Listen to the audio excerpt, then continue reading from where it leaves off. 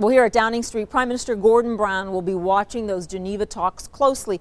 And the reason is that in the past, Iran has been able to perfectly choreograph its diplomacy in order to exploit the differences between the European allies and China, Russia, and the United States. Britain's job at the table to make sure that, especially among those European allies, that there is a united front to make sure that Iran knows that this time they are serious, that if they do not comply and fess up on their nuclear program, that strong sanctions are sure to follow. Now, what's interesting here, too, is that Britain may go further than it's ever gone before in releasing intelligence that it has that may prove that Iran is further down the pipeline in creating a nuclear warhead than even the U.S. intelligence agencies have released so far.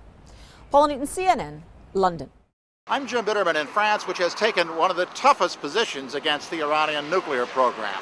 President Sarkozy has gone so far as to call for a December deadline for talks with Tehran, after which he says strict new sanctions should be imposed. And it's not just the nuclear issue which is poisoning relations between the two countries. Iran accuses a French researcher of spying and is refusing to let her leave the country. And there's been a nasty name-calling spat between Sarkozy and his Iranian counterpart, Ahmadinejad. I'm Fred Pleitgen in Berlin. What you see right there is the Chancellery building here in the German capital, where Angela Merkel has just won the right to stay there for another 4 years. The first major issue on the new administration's foreign policy list, Iran. Germany will be participating in the talks in Geneva, but Germany also has major economic ties to Iran, and the question is, will they get tougher on Tehran and allow those business ties to dry up?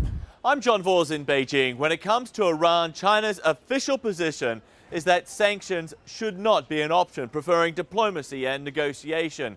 But analysts say the key to this might in fact be Russia. If Moscow backs sanctions, then the Chinese might follow. China might also be persuaded to take tough action if presented with hard evidence that Iran's nuclear plans are part of a weapons program.